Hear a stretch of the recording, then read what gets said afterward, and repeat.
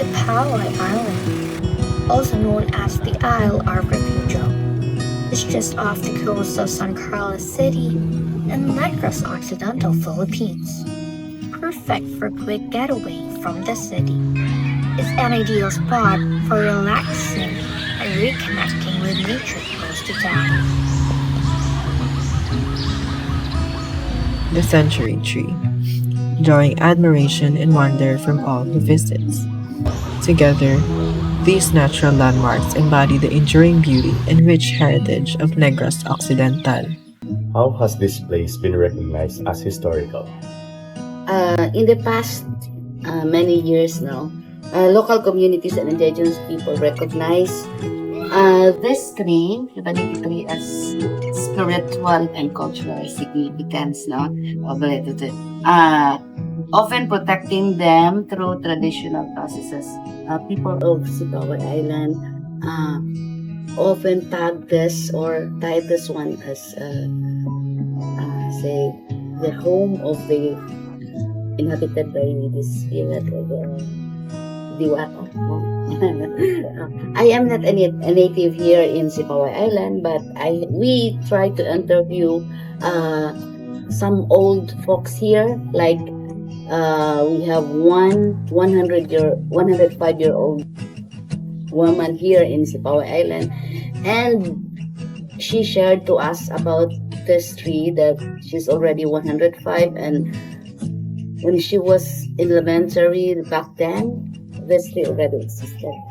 And that those times during the World War II, they also have this place as evacuation center because of the school. No, it's located inside the school, and there's one building there, the old building. They tried to hide there during the World War II. So this tree, I could say, is a century tree. Is nobody exactly knows how old is this, but based on the old woman's testimony, or story, that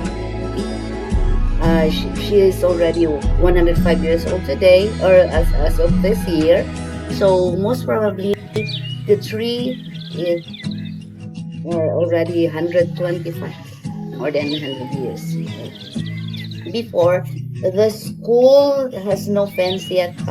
So this old century has been a place for so many people just come inside, come here in the tree. But those years or those time before, they really consider this one as a sacred tree because of that belief, superstitious belief that they have, that this is inhabited by Odiwasa.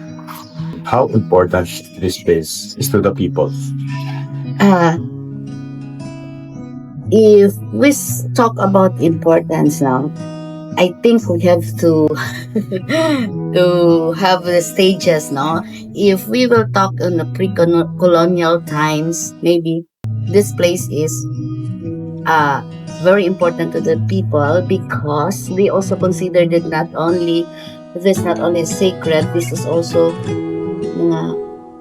I say those beliefs that they have, that they have. This is a healing space for people now because of the belief they have that there is a diwata in this place who could help them in their sickness.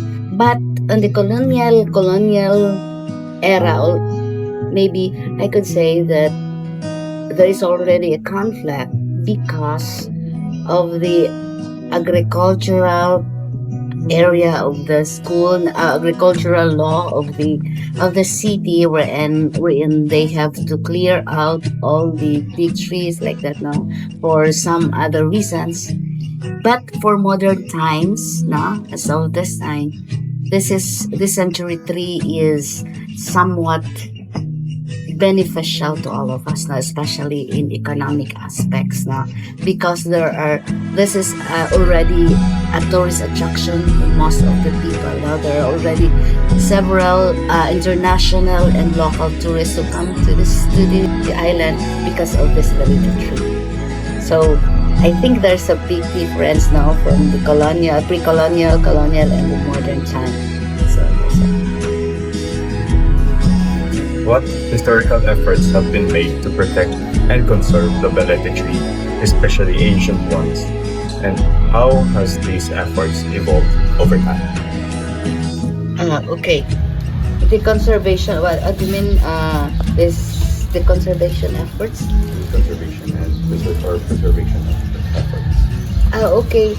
Before siguro, this baliti tree, no, in the past, balitis were protected mainly due to the belief, no? That's what I said, the belief of the people. But over time, awareness of their ecological and historical value lead to government and local efforts. So this time, there is already the effort of the LGUs now that they have a law that is being passed or declared that this one is to be made a heritage, a heritage or a protected trees. So from the beliefs of the locals of the island to the effort that is being made by them, especially in the tourism office now. So they already passed a law to have this, to declare this Balita tree as a heritage and to be protected. And for the final question, how have local communities' relationships with the Balete trees changed throughout different historical periods? Uh, Traditionally, communities feared and respected Baliti tree. No? So, over time, they respected Baliti tree. But over times, beliefs modernizes. No? So, people become less superstitious na. As of this time, no? So, they become less superstitious and mix of cultural respects already arises. Tourism, interest, and conservation awareness among locals. No? Say, communities awareness among locals in the sense that the local government or the tourism office already launches an initiative for to educate the locals now, especially the tricycle drivers now. So every time we have guests in the island, tourists in the islands, and the tricycle drivers will drive them to other places. They always include Baliti tree, and they are all trained to say something about the Baliti tree. Now they were already educated about the importance of this Baliti tree. And for our follow-up questions, Ma'am Ami, how can you say that the Balete tree is enchanted when it is located in the like that table stone like that? Okay, it was stated there now. Actually, as per experience now, I have been teaching here for the last 19 years. I have been here, and in fact, I have purchased a lot here to live here for good for this assignment.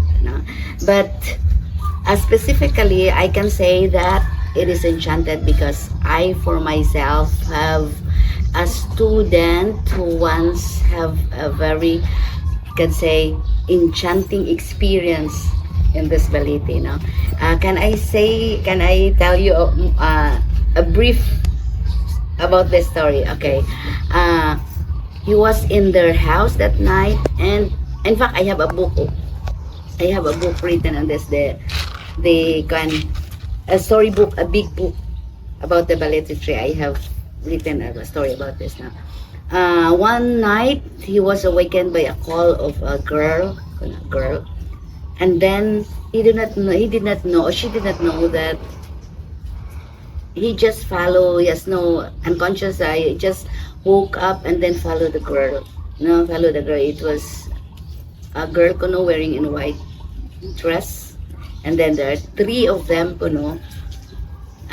from their house, they go to a big tree nearby, and then he just found out that it's a very, in that tree, it's not a tree in her side anymore, but a very big mansion. It's a very big mansion, and then the lady in white there bring her up in the house, and let her eat something.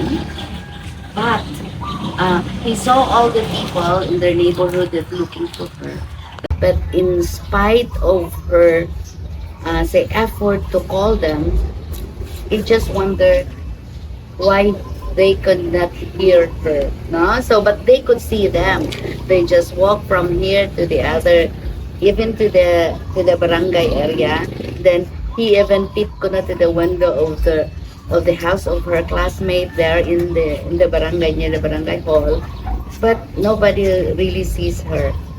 That's her story. Nobody sees her, and then because of the effort of the community, their belief, the superstitious belief that they have to burn fire, and then top everything, make noise that night.